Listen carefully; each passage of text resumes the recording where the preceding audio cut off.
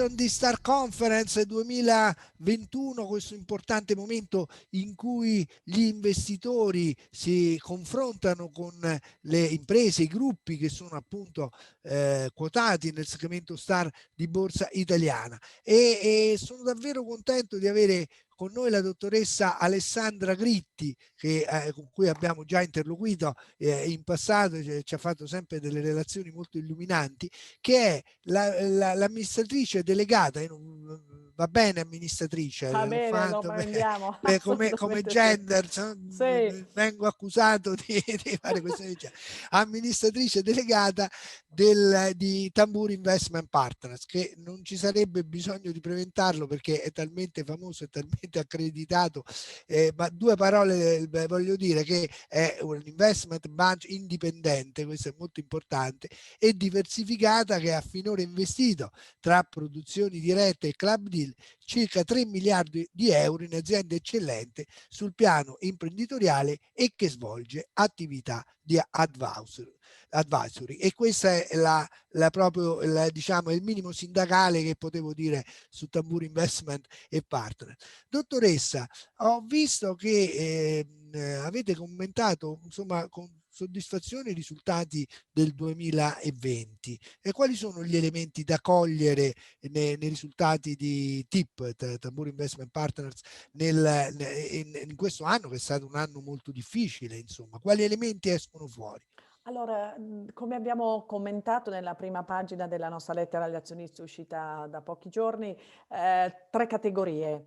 Una prima dei servizi delle aziende rivolte all'innovazione, servizi IT, dove troviamo la B, Sesa, la Welcome, che si è distinta benissimo perché ha un più davanti e anche, devo dire, un più che non è proprio di poche, in certi casi anche double digit, per cui molto molto bene. Segue un manifatturiero nella parte sia classica caratteristica ed estesa anche alle altre aziende che noi classifichiamo nel lusso, che quindi arrivano fino alle Moncler, che comunque si è difesa bene, in un ordine di grandezza di un meno 10% in termini di contrazione di vendite, che era comunque un dato non immaginabile già solo alla metà dell'anno scorso, ma che soprattutto si è difesa a livello di marginalità. Poi abbiamo le 3 aziende che sono state più colpite, di cui 2 da una pandemia, e comunque, devo dire, in prima linea comunque OVS, che pur colpita si è difesa, pubblicherà i risultati perché chiudiamo a gennaio, a breve ad aprile, ma molto molto bene, società resiliente con una mission molto precisa sulla famiglia italiana, quindi un target preciso, una segmentazione, una resilienza pazzesca. Un'Italy che poverina ha sofferto del lockdown, e questo in tutti i paesi, soprattutto nella parte ristorazione, mentre per fortuna la parte mercato ha performato. E poi purtroppo l'unica che ha veramente sofferto tanto, Alpitour, sulla quale comunque, come abbiamo scritto, il nostro segnale, il nostro commitment è molto positivo, siamo convintissimi, ma ormai lo è tutto il mercato, che con la ripresa sarà esattamente il segmento nel quale avremo le maggiori soddisfazioni. Tutto il mondo vuole tornare a viaggiare, per cui forse con la ripresa avremo dei risultati che, ancorché con un paio di anni di ritardo, semplicemente già nel 2020 non erano immaginabili. Per cui direi per noi molto molto bene. Senta, guardando al 2021, che diciamo siamo in fase, speriamo, di uscita dalla pandemia, ma almeno nel secondo semestre potremmo veramente dire che stiamo effettivamente uscendo. Qual è la visione di TIP e quali sono le scelte di investimento che farà? Perché vorrei sottolineare che voi avete investito molto ancora nel 2020, però avete a disposizione una notevole liquidità, quindi avete munizioni notevoli con Certo. cui poter muovervi. Allora direi visibilità, un inizio molto importante per tutte. Come abbiamo detto, portafoglio ordini che già immaginavamo alla fine dell'anno 2020, ma che ormai è in quasi chiusura del primo trimestre è visibile, dei risultati straordinari in tutto il portafoglio. Forse l'unico dato che emerge e che va detto è che c'è un vero peccato, nel senso che nell'ambito di portafogli ordini così importanti affrontiamo forse oggi un tema sulla supply chain che è quello del trasporto e della logistica che in tutto il mondo, perché ci arriva dalla Cina e ci riguarda quotidianamente nelle consegne, è l'elemento chiave sul quale i grandi forse faranno un po' meno nel primo semestre di quanto atteso perché non riescono a deliberare come dovrebbero, ok? E questo è il vero peccato di questo momento. Però è una bellissima notizia perché appunto i portafogli di ordini di tutti sono a livello incredibile. Noi siamo già seduti sui dati del primo trimestre, non possiamo che essere positivi su tutto il manifatturiero e la ripresa c'è ed è una ripresa mondiale. Nell'ambito della nostra cassa, per fortuna, essendo molto liquidi, speriamo, dopo aver congelato un 2020 come stagione di nostri investimenti caratteristici, di tornare a farli. Come ha visto abbiamo già iniziato l'anno con 2 investimenti tondi nella parte più legata al nostro aspetto della innovazione, ma direi un bel tassello che si inserisce con anche il progetto Itaca. Abbiamo onestamente oggi a disposizione più di 1 billion e questo in questo momento è veramente una parte importante. Considerato che facciamo minoranze e che quindi non dobbiamo ricorrere al debito, è una leva che sicuramente nei prossimi 2 o 3 anni ci permetterà di fare bene e di poter essere virtuosi nei deal che stiamo guardando. Volevo parlare un secondo del progetto Itaca, però prima perché nella presentation che avete fatto proprio per la Star Conference c'è questo lancio del Digital Hub. Ce ne può parlare perché mi è parso una cosa importante e poi me ne parlava prima anche Sì. iniziassimo l'intervista. Allora, abbiamo razionalizzato che anche dopo un 2020 che comunque è stato molto brutto per tutti, comunque vada, noi oggi sulla parte innovazione di Startip abbiamo portato direttamente come tip 47 milioni e come club deal, nel senso che con altre persone che con noi hanno investito sostanzialmente quasi 100 milioni, che è rispetto a una realtà che di fatto quasi 3 anni fa non esisteva, veramente qualcosa di importante. Dopodiché razionalizzando anche i dati sui quali siamo seduti, perché comunque voglio dire oggi Bending Spoon era di nuovo sui giornali ed è una società importantissima, sapete quella che ha fatto l'app Immuni per il governo, che tra parentesi l'ha fatta completamente in maniera completamente gratuita. Direi l'altra cosa che ci colpisce è che in questo momento questo aggregato comunque a tendere 2020 conta a 230 milioni di revenues che per questo segmento dell'innovazione del digitale in Italia rispetto a zero è tanto, comunque con delle redditività che in quasi tutti i segmenti si avvicina ed è sopra e non è negativa. Quindi un ottimo segnale perché se lo consideriamo come uscita e ancora con dato 2020 è resilienza e virtuosismo. Per cui anche qui siamo contenti perché cominciamo ad avere dei player tondi che si possono vedere e che possono ambire ad avere un impatto importante sul nostro sistema e sul digitale in assoluto. Senta, dottoressa Gritti, parliamo appunto di Itaca, no? Questo veicolo finanziario che ha al suo cuore il capitale fresco alle aziende in affanno. Ce ne può parlare perché avete mobilitato anche le grandi famiglie, insomma, per investire 500 milioni sul Made in Italy più sano.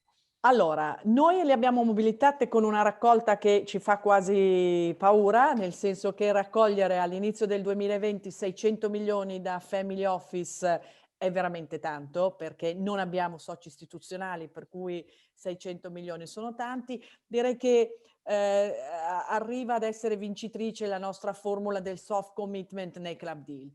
Abbiamo fatto un'esperienza, peraltro la prima la stiamo chiudendo in questi giorni perché abbiamo chiuso il primo veicolo tipo che già aveva 40 soci facendo un'offerta per acquistare le aziende che residuavano in questo, che sono 2 bellissime aziende manifatturiere. Siamo passate per Assali Italia e arriviamo a Itaca. Come lei sa, Itaca ha 2 valenze, allora una coerente con il passato che appunto è il soft commitment, nel senso che noi riusciamo a raccogliere questi capitali perché gli investitori sono liberi di fare i deal che ritengono opportuni per il loro DNA o le loro aspettative in un preciso momento. Per cui se gli piace il deal lo fanno, se non gli piace non lo fanno e passano al successivo.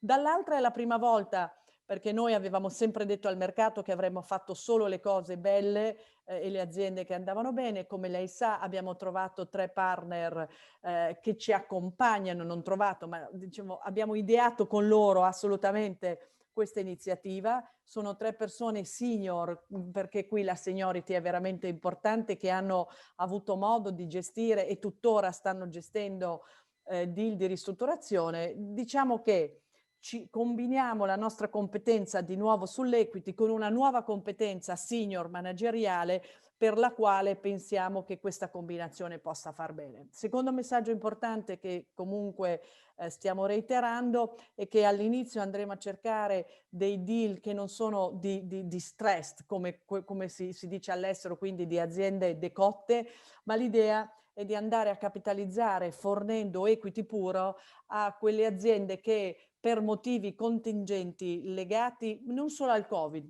a belle aziende hanno fatto degli importanti investimenti che poi per un tema appunto di 2020 o successivi non stanno dando i ritorni e quindi hanno un'esposizione Certo. finanziaria importante. Ecco, andiamo e stiamo cercando di lavorare nell'individuare questo tipo di aziende che nel manifatturiero ha potenziali target importanti.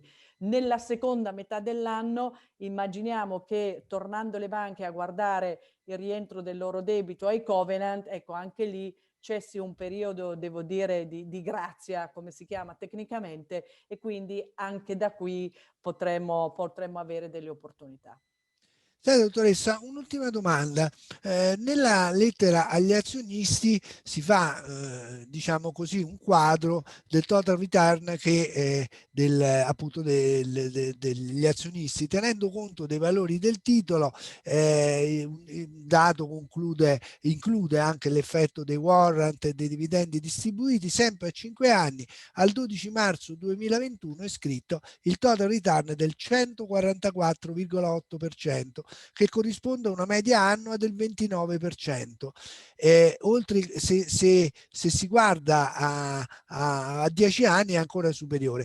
Mi sembra una performance ottima non solo in Italia ma anche a livello internazionale. Siete soddisfatti? Lo è tantissimo, è qualcosa di veramente incredibile, lo dico perché chiaramente averla tenuta a 5, 10 anni e come ritorno medio anno è altissimo, siamo molto molto soddisfatti. Questo è uno dei motivi per il quale oggi anche questo riconoscimento all'estero e anche sui nostri investitori, soprattutto gli stranieri, sta arrivando. La raccolta, devo dire, di anni di investimento e così, di aver accumulato un certo tipo di esperienza.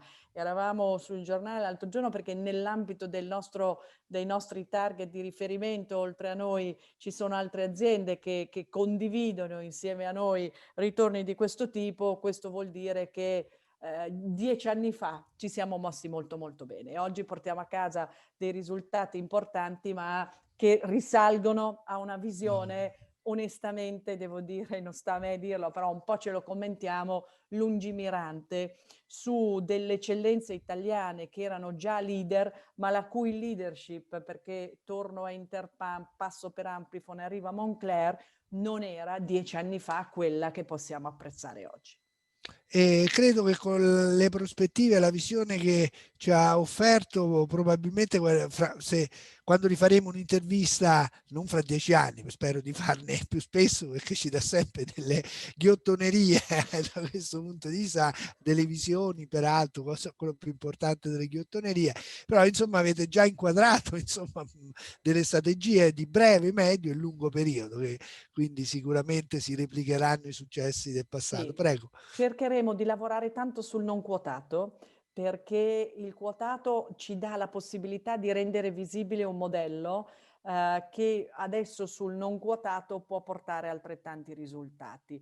Ed è qui per noi il non quotato è comunque la media azienda, di nuovo sempre leader, perché sui leader lavoriamo, che però ha l'ambizione di crescere parecchio e di arrivare magari a un importante processo di quotazione come proprio possibilità di concretizzare il suo futuro. Per cui il lavoro sta nell'individuarli, nel poterci stare quei 2-3 anni per portarli a dimensioni tali perché siano pronti per un mercato che sta diventando via via più efficiente e interessante anche in Italia e per cui che può dare comunque grandi prospettive. Penso che la giornata dello Star attuale ne sia un esempio, cioè abbiamo dei modelli assolutamente virtuosi e abbiamo delle aziende che hanno avuto accesso anche da poco tempo e che hanno l'ambizione di rimanere in questo segmento che è particolarmente virtuoso anche per i criteri, no? Di rispetto, di flottante, di comunicazione,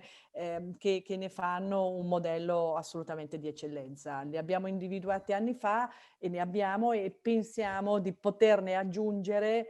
Devo dire, adesso purtroppo non nel brevissimo, speravamo di avere qualche successo in più in questi 2 anni, vorrà dire che posticipiamo di 1 anno e mezzo, 2 lo stesso modello, ma possiamo lavorare bene per portare in quotazione nuove aziende. Dottoressa, io la ringrazio davvero tanto, ci ha fatto un quadro completo, chiarissimo, eh, insomma veramente a livello di grande competenza. Allora, abbiamo parlato, ricordo, con la dottoressa Alessandra Gritti, che è amministratrice delegata di Tamburi Investment Partners. Non ridico le qualità di questa, di questa investment merchant bank indipendente, perché ormai sono tanto evidenti che credo che dopo averle dette all'inizio, diciamo adesso annoierebbero anche, nel senso che è acclarato. Poi avete ascoltato l'intervista della dottoressa Gritti e credo che parli da sola. Grazie mille, Grazie dottoressa. mille a lei, dottore. Allora, a Arrivederci. presto. A Grazie, presto, arrivederci, buon arrivederci. lavoro. Grazie, Grazie. grazie, grazie.